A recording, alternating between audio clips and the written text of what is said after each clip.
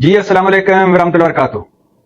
कुछ बयानात ऐसे होते हैं अपने सियासतदानों के कि जिनमें बड़े वसी और बड़े दूर रस मानी छुपे होते हैं। वैसे तो अपनी सियासत और अपने सियासतदानों के बयानात ऐसे हैं कि जिन पर गौर ही नहीं करना चाहिए, वक्त जाया नहीं करना चाहिए। लेकिन कुछ बयानात ऐसे होते हैं कि जो बाद में सच्चे साबित होते हैं और जिनको दोबारा यानी सुनकर या दोबारा देखकर या दोबारा सोचकर पता चलता है कि सब कुछ कितना मनसूबाबंदी से हो रहा था। जैसे सनाउल्लाह साहब समेत मुस्लिम लीग नून के 90% लोग जब नवाज शरीफ लंदन में थे, मुजरम थे और मफरूज थे, तो ये बयानात दे रहे थे कि जिस दिन उमर अता बंदयाल जाएंगे और जिस दिन काजी फायज ईसा आएंगे उसके बाद नवाज शरीफ तशरीफ लाएंगे। मतलब उमर अता बंदयाल जाएंगे, चीफ जस्टिस वो रिटायर होंगे, काजी फायज ईसा चीफ जस्टिस बनेंगे, तो फिर नवाज शरीफ वापस आएंगे। उस वक्त ये एक ख्वाहिश लगती थी कि इनकी ख्वाहिश हो सकती है कि उमर अता बंदयाल, ये हो सकता है कि ये सोचें कि उमर अता बंदयाल इन नवाज शरीफ के कोई खिलाफ फैसला ना कर दें, या काजी फायज ईसा के दौर में हो सकता है ये सोचते हो कि इनको इंसाफ मिले। लेकिन अब जब देखा जाए पीछे से तो लगता है सब कुछ प्री प्लान था, सब कुछ स्क्रिप्टेड लगता है, सब कुछ एक मनसूबाबंदी लगती है। कि जब मुस्लिम लीग खुद हमें बताया करती थी कि नवाज शरीफ की वापसी गारंटियों भरी होगी, रिस्क फ्री होगी, और साथ ही वो ये कहती थी कि उमर अता बंदयाल के दौर में नहीं आएंगे, तो मतलब काजी फायज ईसा उस रिस्क फ्री और गारंटियों भरी जो वापसी थी उसमें कहीं ना कहीं शामिल थे। और फिर साबित हुआ, काजी फायज ईसा ने जिस तरह नवाज शरीफ साहब की ताहियात नाइली खत्म की और जिस तरह मुस्लिम लीग नून के कांटे चुने बल्ला छीन कर और मुजरमाना खामोश रहकर बहुत सारे मामलात पर जो आपके सामने है, तो लगता है कि काजी फायज ईसा इस खेल का हिस्सा थे। और फिर इस खेल के हिस्सा काजी फायज ईसा थे। इसको एक और बयान जो है वो ज्यादा तकवीयत देता है, और वो है बिलावल भुट्टो का बयान, जो उन्होंने अभी चंद दिन पहले बीबीसी से इंटरव्यू में कहा कि अगर काजी ना होते तो 26वीं आईनी तरमीम पास करवाना नामुमकिन थी।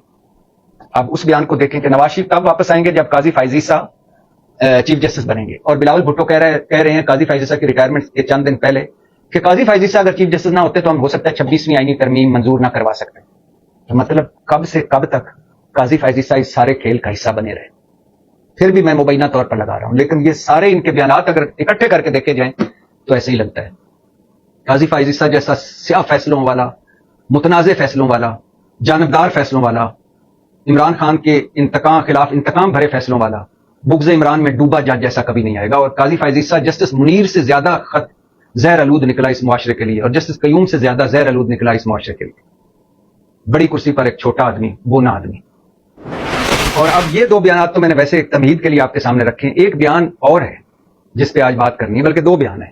एक है राना सनाउल्लाह साहब का बयान, वही राना सनाउल्लाह साहब जो कह रहे हैं कि इमरान खान ने जेल बहादुरी से काटी, मेरे सारे अंदाजे गलत निकले।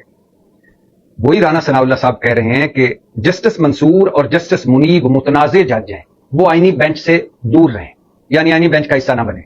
और जस्टिस याह्या अफरीदी गैर मुतनाज़े जज हैं, मगर वो भी आईनी बेंच का हिस्सा ना बने। चश्मे बदूर माशाल्लाह सुभान अल्लाह, क्या मंतक है कि दो जज मुतनाज़े हैं, वो आईनी बेंच का हिस्सा ना बने, एक जज गैर मुतनाज़े है, वो भी आईनी बेंच का हिस्सा ना बने। तो फिर कौन बने आईनी बेंच का हिस्सा, ये मैं आपको बाद में बताता हूं। लेकिन मंतक देखें, अब इससे तीन बातें निकलती हैं। लेकिन इन तीन बातों में आने से पहले दूसरा बयान का बता दूं कि स्पीकर कौमी असम्बली अय्याज सादिक साहब ने फरमाया है कि हम इलेक्शन कमीशन का हुक्म मानने के पाबंद हैं। हम सुप्रीम कोर्ट का हुक्म मानने के, यानी उनका मफहूम यह है कि हम सुप्रीम कोर्ट का हुक्म मानने के पाबंद नहीं, इलेक्शन कमीशन जिस दिन मखसूस नशिस्तें नोटिफाई कर देगा हम मान लेंगे। और इलेक्शन कमीशन आपको पता है वो तो आखिरी मरते दम तक भी नहीं करेगा।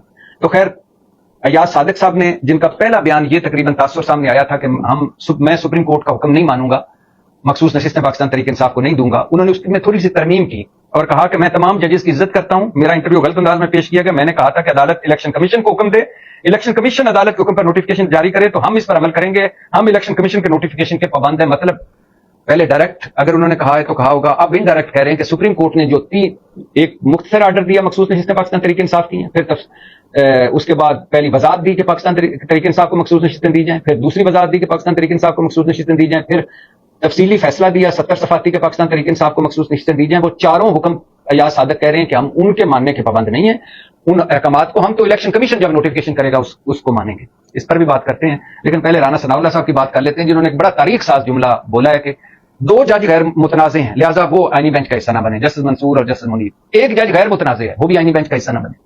अब इसके तीन चार मतलब निकलते हैं। पहला कि आपने राना साहब پاکستان کی 77 سالہ تاریخ کا ایک متنازع، جانبدار اور سیاہ فیصلوں والے جج قاضی فائز عیسیٰ کو تو بحیثیت چیف جسٹس قبول کر لیا، مگر جو غیر متنازع جج ہے آپ کے بقول جیسے یحییٰ آفریدی، اس کو آئینی بینچ میں آپ قبول نہیں کر رہے۔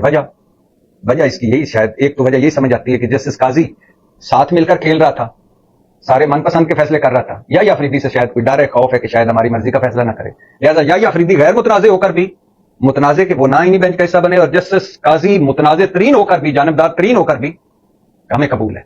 دوسری اس کی وجہ کہ جسٹس 26ویں آئینی ترمیم کے بعد کے ثمرات آپ کو سامنے نظر آنے لگ گئے ہیں۔ اب آپ کے سیاستدان ٹی وی چینلوں پر بیٹھ کر فرما رہے ہیں کہ فلاں جج متنازع ہے، فلاں غیر متنازع، اور فلاں آئینی بینچ کا حصہ نہ بنے اور فلاں بھی نہ بنے، یعنی فیصلے اب سیاستدانوں کے پاس آ گئے ہیں، ججوں کے۔ یہی ہم رو رہے تھے کہ 26ویں آئینی ترمیم کے بعد آزاد عدلیہ ختم ہو گئی۔ اور تیسری، جسٹس یحییٰ آفریدی بھی نہ آئیں، جسٹس منیب بھی نہ آئیں، جسٹس منصور بھی نہ آئیں، تو پھر کون آئے؟ یہ ہے اہم سوال۔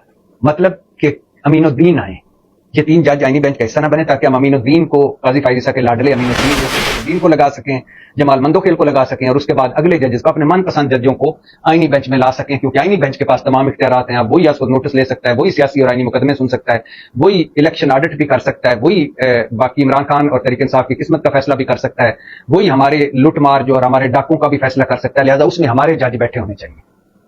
یہ ہے لب لباب اس بات کا۔ اور ایک اور بات چوتھی بات کہ رانا صاحب آپ کو کس نے کہہ دیا کہ جسٹس منصور علی شاہ متنازع جج ہے؟ کل تک تو آپ ان کے ڈھول پیٹ رہے تھے اور کہہ رہے تھے جسٹس منصور جیسا جج ہی کوئی نہیں ہے۔ ایک مخصوص نشستوں کے کیس کا فیصلہ جسٹس منصور نے آپ کے خلاف دیا، اور ایک کسی سیمینار سے خطاب کرتے ہوئے یہ کہہ دیا کہ سپریم کورٹ کے فیصلے پر عمل کرنا ہوتا ہے، سپریم کورٹ اگر کوئی فیصلہ کر دے تو اس پر پھر کوئی اف اینڈ بٹس کی گنجائش نہیں ہوتی۔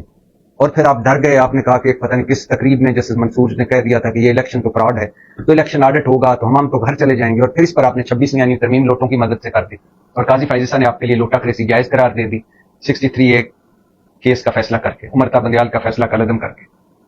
تو آپ کو اس منطق کی سمجھ آئی کہ اوپر والے تینوں جج ہمیں قبول نہیں ہیں، اور یہ حکومت نے اپنے پاؤں پر کلہاڑی ماری ہے۔ جسٹس یحییٰ آفریدی کو منصور علی شاہ اور منیب اختر کے ساتھ ملا کر یا اس کیمپ میں ڈال کر یا یہ کہہ کر کہ وہ ہمیں آئینی بینچ میں قبول نہیں ہے، حکومت نے سپریم کورٹ کو اکٹھا کرنے کی کوشش کی ہے۔ جو اب جسٹس یحییٰ اور منیب اختر اور منصور علی شاہ ایک ہی صف میں کھڑا کر دیا حکومت نے۔ یہ علیحدہ بات ہے کہ کسی کو کہہ رہی متنازع اور کسی کو غیر متنازع، لیکن تینوں کو کہہ رہی ہے کہ آئینی بینچ کا حصہ نہ بنے۔ تو اس سے بڑی خدمت اور کوئی نہیں کی میرے خیال سے رانا صاحب اور مسلم لیگ نون نے، کہ یحییٰ آفریدی اور منصور علی شاہ اور منیب اختر اور باقی 8 ججز جنہوں نے مخصوص نشستوں کا فیصلہ کیا تھا اور کہا تھا کہ یہ تحریک انصاف کی ہیں جن سے حکومت ناراض ہے، ان ساروں کو اکٹھا کیا، اور اللہ کرے یہ اکٹھے ہو جائیں اور سپریم کورٹ اکٹھی ہو کر کوئی بھی فیصلہ کرے۔ تو حکومت نے اپنے پاؤں پر ماری ہے کلہاڑی، لیکن حکومت کی سوچ آپ کو میں نے آپ تک پہنچانی تھی کہ اب سیاستدان ڈکٹیٹ کریں گے کہ فلاں جج ادھر جائے فلاں ادھر جائے، اور اپنے لگائے ہوئے چیف جسٹس کو وہ کہہ رہے ہیں کہ وہ آئینی بینچ کا حصہ نہ بنے، حالانکہ وہ متنازع نہیں ہے۔ اب آ جائیں اعلیٰ حضرت ایاز صادق کے قول زرعی پر، کہ وہ کہہ رہے ہیں کہ مخصوص نشستوں کا سپریم کورٹ نے جو بھی کہا ہے اس پہ جو ایک شارٹ آرڈر، ایک تفصیلی آرڈر اور 2 وضاحتیں دی، ہم وہ ماننے کے پابند نہیں ہیں، ہم تو مانیں گے الیکشن کمیشن کا نوٹیفکیشن۔ ایاز صادق صاحب یوسف رضا گیلانی بھی کہا کرتے تھے کہ میں سپریم کورٹ کا حکم نہیں مانوں گا، سوئس حکومت کو زرداری صاحب کے خلاف خط نہیں لکھوں گا، حالانکہ اس وقت آپ کے نواز شریف کہتے تھے کہ سپریم کورٹ کا حکم مانو، یوسف رضا گیلانی یہ کوئی حیوانوں کی بستی نہیں، انسانوں کی بستی ہے۔ اس وقت آپ سارے سپریم کورٹ کے ساتھ کھڑے تھے، لیکن یوسف رضا گیلانی نے جب حکم نہیں مانا تو کیا ہوا؟ توہین عدالت لگی اور وزارت عظمیٰ چھوڑنی پڑی۔ پھر طلال چودھری اور دانیال عزیز بھی کہتے تھے کہ ہم سپریم کورٹ کا حکم نہیں مانیں گے، ان سے معافی نہیں مانگیں۔ پھر کیا ہوا؟ 5 سال کی نائل لی۔ پھر نیال ہاشمی بھی کہا کرتے تھے کہ میں ججوں کی حیات تنگ کر دیں گے اگر انہوں نے اس طرح فیصلے کیے۔ پھر کیا ہوا؟ روئے دھوئے اور معافی مانگی، اور پھر سزا بھی ہوئی۔ تو آپ کو بھی تیار رہنا چاہیے۔ اور دوسری طرف جسٹس یحییٰ آفریدی کا یہ امتحان ہے کہ سپریم کورٹ کا حکم مخصوص نشستوں والا اب وہ چیف جسٹس بن گیا، اب اگر وہ سپریم کورٹ کا یہ حکم منواتے ہیں حکومت سے، تو جو قاضی فائز عیسیٰ رسوا کر کے گئے تھے عدلیہ کو، اس کی تھوڑی سی رسوائی میں کمی آئے گی، اور جو قاضی فائز عیسیٰ نفرت و تقسیم کا بیج بو کے گئے تھے سپریم کورٹ میں، اس میں تھوڑی سی کمی آئی۔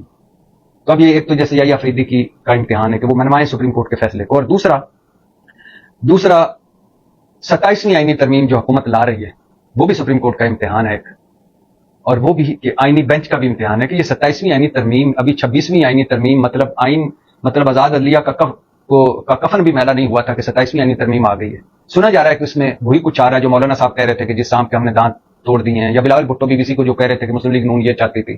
سنا جا رہا ہے اس میں MQM کی بھی سفارشات مطالبات ہیں، احمد ولی خان کے بھی ہیں، 26वीं आईनी तरमीम की जो गलतियां हुई हैं वो भी शामिल की जाएंगी और फौजी अदालतों का मामला भी इसमें लाया जाएगा, फौजी अदालतों के क़याम का। अब देखना यह है कि 27वीं आईनी तरमीम हुकूमत लोटों के जरिए पास करवाती है, मौलाना साहब के जरिए पास करवाती है, और क्या पास करवाती है। अभी तक इस पे इब्तदाई काम शुरू हुआ है, अभी तक बहुत कुछ होना बाकी है। लेकिन 3 फिर बयानात आपके सामने रख रहा हूं, ये माइंड सेट जाहिर करते हैं इन सिविलियन डिक्टेटर्स का, जिनके ज़हनों में भी जमहूरियत नहीं, पार्टियों में भी जमहूरियत नहीं, फैसलों में भी जमहूरियत नहीं। पहला बयान मुस्लिम लीग नून सारी का, उमर अता बंदयाल जिस दिन जाएंगे, जिस दिन काजी फैज़ ईसा आएंगे, उस दिन नवाज शरीफ वापस आएंगे। और फिर ऐसा ही हुआ, और फिर नवाज शरीफ को सब कुछ मिल गया जो उसे मिलना चाहिए था, जो वो चाहता था, मिलना तो नहीं चाहिए था। दूसरा, बिलावल भुट्टो का बयान कि काजी ना होता तो 26वीं आईनी तरमीम हम मंजूर न करवा सकते। एक तो काजी फैज़ ईसा ने लोटा करेसी का फैसला करके उनकी राहें आसान की, और दूसरा काजी फैज़ ईसा गारंटी बन के सुप्रीम कोर्ट में बैठा रहा कि कोई चैलेंज हो जाए या कुछ भी हो जाए तो मैं मौजूद हूं। और तीसरा बयान कि 2 जज सीनियर मुनीब और मंसूर मुतनाज़े हैं, वो आईनी बेंच से दूर रहें, और चीफ जस्टिस भी दूर रहें, हालांकि वो गैर मुतनाज़। बाकी आप सारे समझदार हैं। और ये बताता चलूं कि हुकूमत ने यह बयान देकर अपने पांव पर कुल्हाड़ी मारी है, और अगर इसी तरह हुकूमत चलती रही तो सुप्रीम कोर्ट इकट्ठी हो जाएगी और फिर हुकूमत को लेने के देने पड़ जाएंगे। पाकिस्तान जिंदाबाद।